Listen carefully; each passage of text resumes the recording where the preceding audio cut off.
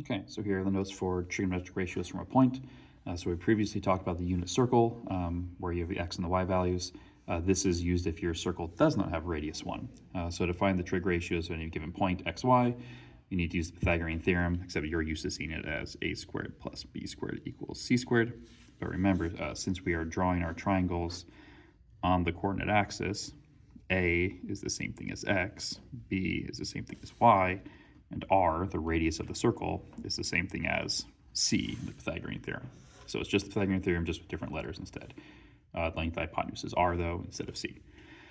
Now, on the unit circle, since the unit circle is defined as radius 1, we didn't have to worry about the fractions for sine and cosine. But now, sine being y over r, well, from this angle, y is opposite and r is the hypotenuse. So same definition. Cosine is x over r. X is the adjacent, r is the hypotenuse. And tangent is still y over x, opposite over adjacent. Now, because we'll be solving for the hypotenuse, we may end up getting roots on the bottom of the fraction, so we have to rationalize or move the root to the top. To move your root to the numerator, you multiply the top and bottom by the root. So a times root b would just be a root b. On the bottom, root b times root b is root b squared, but squaring and square roots cancel, so you just get b. Mathematically, or just numerically, what happens is the root moves to the numerator and the number stays behind. If your root gets too big, we may need to simplify the radical, so like root 24 can't stay root 24, and we need to reduce the fraction if a or b have a common factor. But let's look at some math first, or next, I guess. All right, so if angle theta is, say, blah, blah, blah, passes the point -8, -7, find the exact value of tangent. So the definition for tangent is y over x. So in this case, we don't need the hypotenuse, so I'm not going to do the Pythagorean theorem because I don't need it. I already have the y value, I already have the x value. Y is -7, x is -8. So tangent would just be 7/8. So here we're going with the point 4, 3. Sine. So now sine, the definition was y over r. So I do need the hypotenuse. So if I want to sketch a right triangle, 4, 3, and this is where r is. So 3 squared plus 4 squared equals r squared. Now, technically over here, which one you call a and b doesn't really matter. You don't have to be, doesn't have to be x squared plus y squared, because order for addition doesn't matter.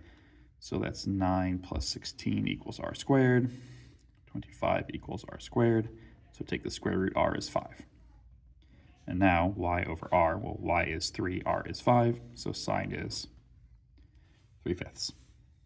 So we're going to the point 4, 6. So, whoops, 4, 6. We want cosine, so we will need the r value. So we do have to do the Pythagorean theorem.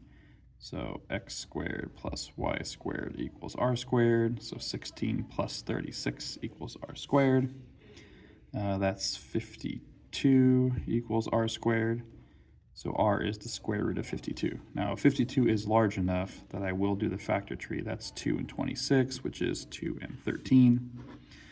So root 52 is actually 2 square root 13. Okay. So cosine is x over r. So x over r. So I can reduce, that's 2 over root 13, because 4 over 2 reduces. Multiply the top and bottom by root 13 to make the root go away. So 2 root 13 on top. On bottom, root 13 times root 13 is the square root of 169, which is a perfect square. It's just 13 squared. So the correct answer is 2 root 13 over 13. And like I mentioned before, if you notice, all that happened here when I had the 2 over root 13 is the root moved to the top and the number stayed behind. All right, last one, -5, -18. Now, if you technically want to draw this correct, your triangle should look like this, because I'm going left and down, starting here. Instead of going like on this one, I had to go right and up, right and up. So this one, if I drew the triangle, would also be left and down. So -8 and -7.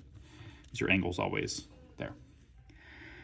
Sine, so we will need our r value. So x squared plus y squared equals r squared. So that's 225 plus 64 equals r squared.